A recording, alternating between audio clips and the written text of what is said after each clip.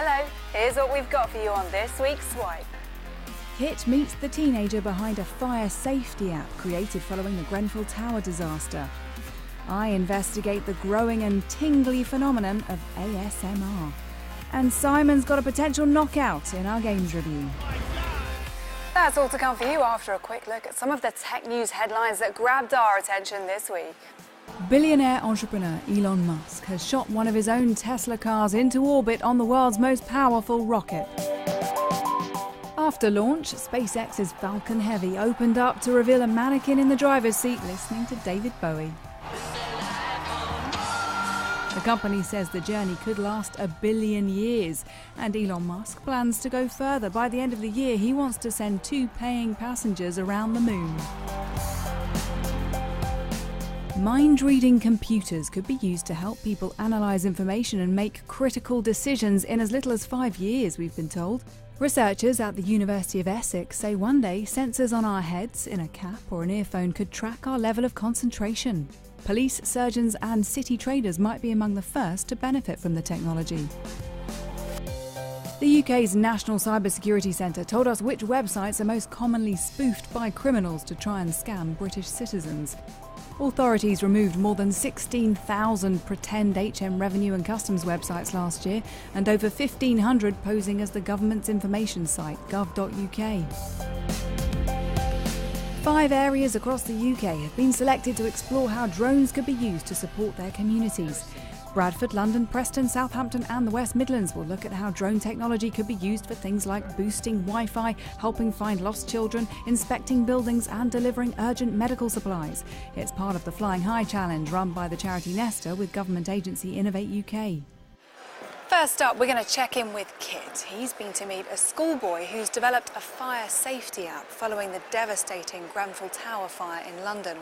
Sometimes technology designed to keep us safe comes about as a result of a tragedy, and this one has already been getting the attention of industry experts. The fire that swept through Grenfell Tower shattered a community and shocked the world. For one 14-year-old boy from the capital, the disaster got him thinking about what he could do to help. I was completely shocked by it. It was something unexpected. It really made me think, why isn't technology being implemented to, try and assist in situations like this? Since the age of 11, Baron Korkmaz has been experimenting with coding to build games.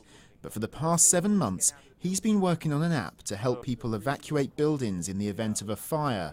iMeric is an indoor mobile augmented reality evacuation and communication system. And how it works is basically it helps you to evacuate a building by displaying augmented reality, tags and guidance. So how about we give it a try first? Yeah, absolutely. So we can see, what's this simulation showing us here? So right now, as you can see, we're in a smoke effect. So there's smoke around us, and this is the simulation. So it's simulating as if this whole office, we've got in a big open plan office here, is filling with smoke. Yeah, exactly. And now we can actually see the augmented reality arrows and directional tags to the exit. As well as helping guide people to the nearest exit, Baron hopes iMeric could also be used by the emergency services to send an evacuate command, and that footage from the app could be live streamed to firefighters to assist with rescues. As you can see, we can see that data just floating in midair.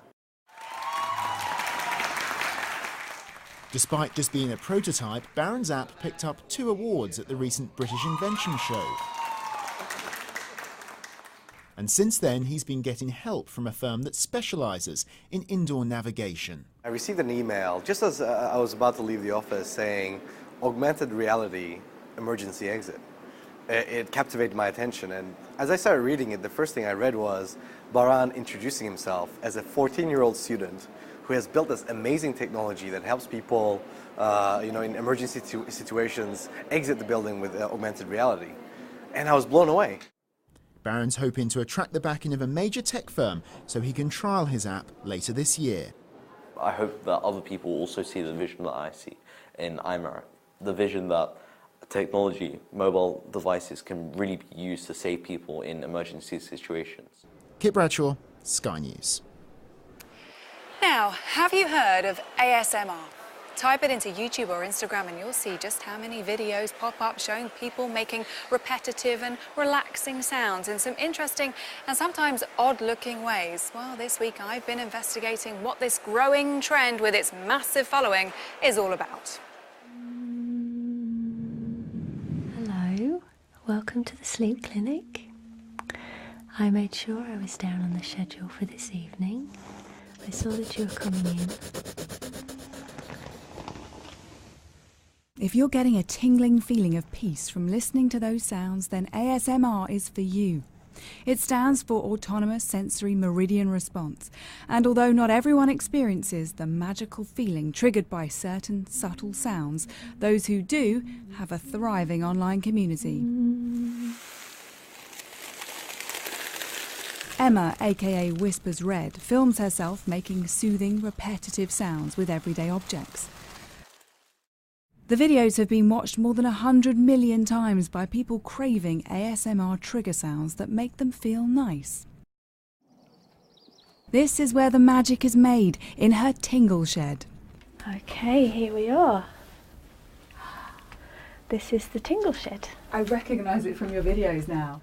ASMR fans like to watch and listen to videos like Emma's because it helps them to relax or fall asleep. This is for a kind of tucking you in video. Do you mind if I just perch myself on the side of your bed here?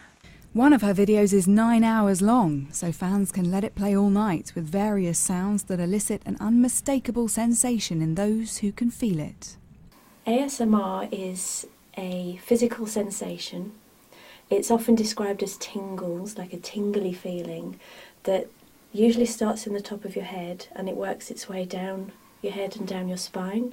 It just sends you into this sort of pure mindfulness state where you are completely focused on whatever it is that's giving you that feeling.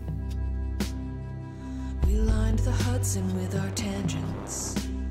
US music artist Torres is one of those who says she's always experienced ASMR sensations and now incorporates triggers into her music. I love to watch someone flip through a book. If someone just puts a book on a table and uses their fingers to, turn the pages, then that'll do it for me. Because a huge part of ASMR is repetition. It's, it can be hearing or the combination of hearing and watching somebody do something enough times to where it sort of puts you in a state of hypnosis. And so that was the aim with the music. Sometimes I use half of it. Sometimes I use the whole thing. The autonomous sensory meridian response genre is fascinating scientists who've begun studying it. For people who don't experience ASMR, they might not be convinced that it's a real thing. So you might tell them about it and they might go, oh yeah, I know what that is.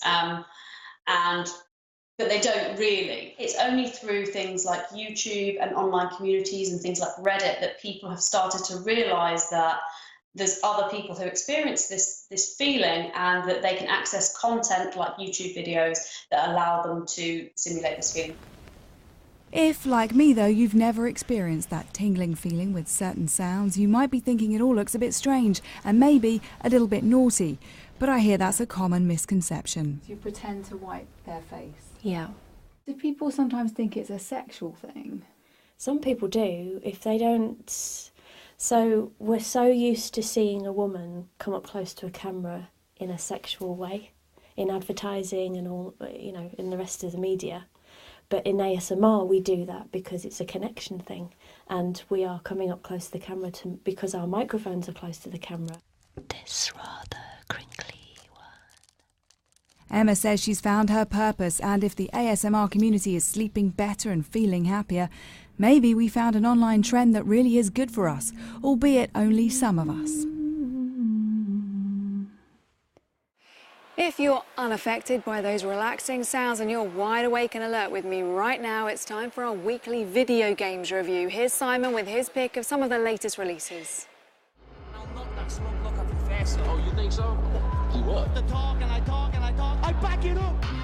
EA Sports UFC 3 for the Xbox One and PlayStation 4 is the third in this series, and I'm also pleased to tell you it is the best mixed martial arts fighting game that has ever been made. The presentation and visuals are second to none, and when you do get two fighters in the octagon and they start trading blows, it looks so brutal and it feels so good to throw fists, you actually may start to feel like you're in the actual match itself. Now, one of the small problems it does have is that the submission, the grappling game, which is so important to the sport, is a little bit complicated. But if you do give it time and you're patient with it, you will start to understand. And of course, if you're a hardcore follower of the sport, you're going to enjoy this more than a casual fan. However, if you just like fighting games and you've always enjoyed mixed martial arts, this is fantastic and it's absolutely worth your time.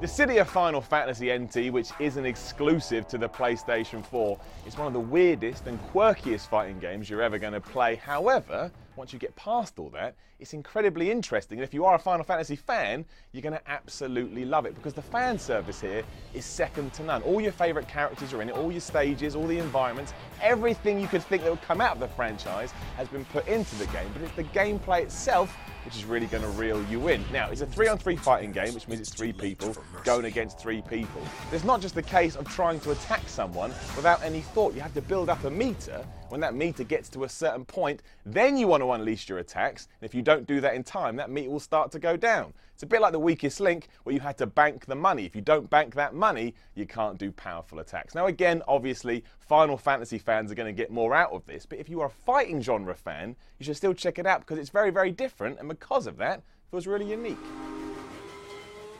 America, land of dreams, land of progress. Railway Empire for the PlayStation 4, Xbox One and PC is like a love letter to the Railroad Tycoon games that were popular around 10 to 15 years ago. And that basically means you are in charge of your own railway network and you've got to make sure you build the tracks and you've got to make sure that your trains run on time, because if you don't, your customers aren't going to be happy and your business may eventually go bankrupt. Set in 19th century America, that's all you really do. You have to run your business and you just have to make sure that it ticks over and you make a profit. It is a little bit light on content, but the real idea here is that you get so into the simulation of it, you're not too worried about scenarios or missions or achievements. You just want to keep an eye on profits and employees and all of that and see where it goes. So if you've always been into that stuff, you'll love this. However, if you don't like trains and you don't like managing things, you probably don't want this, but it's never for you to begin with. That's it for this week's show. Don't forget to follow us on Twitter @SkyNewsSwipe and join us again next week. Bye-bye.